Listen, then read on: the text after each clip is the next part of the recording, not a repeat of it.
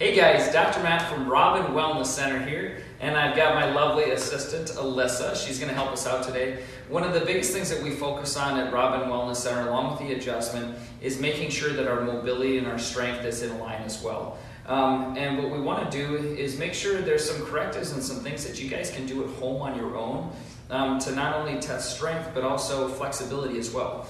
So in this video, we're going to talk about the core. And I'm just going to, for simplicity, split the core up into two separate sections, our upper core and our lower core. And I'm going to go over first how to test the strength of it, and secondly, how to correct the strength of it if you are low on it. So if we want to test the lower core first, what we're going to do is a 6-inch hold. And Alyssa's going to put her feet together, and she's going to hold the feet about 6 inches off the floor. And this is a really good height. You don't want to hold it up too high because then you're activating different muscles. But you should be able to hold this for a good 30 seconds, she doesn't have to, or more. And that'll tell you if you have a strong lower core. If you see any deviation from side to side, or if you start getting really shaky, you know you need to work on it.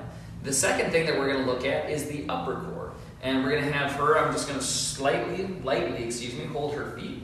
And if you would tuck your chin, Alyssa, and do a full, slow sit-up, beautiful, and all the way back down. And you should be able to do that with relative ease. What we don't want to see is the feet flying up, or she's using a ton of momentum to get up, and that's going to test the upper core. Now, how do we actually fix that?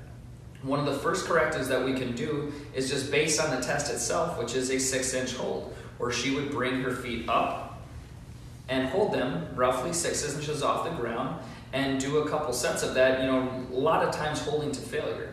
The other thing that she can do, let them down, bring them up 6 inches, and now she's going to flutter kick, just like this. And you can do that either for an amount of reps or an amount of sets. A lot of times you just want to be able to do these until you can't do them anymore.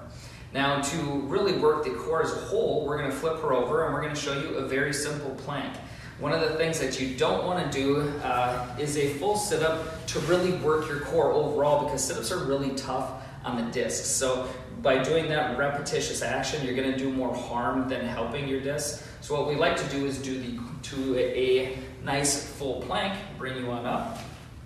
There we go. And you see how she slightly tense her butt. That's what we want. We don't want it to drop too far down because that's tough on the low back too, but that's going to work the entire core.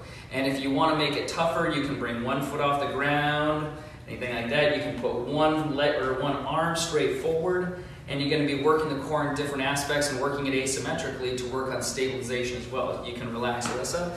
So those are just some easy ways that you can start working on the upper core and the lower core. You don't really need a gym or a doctor's office to do it. Until next time, stay mobile, Robin Wellness Center family.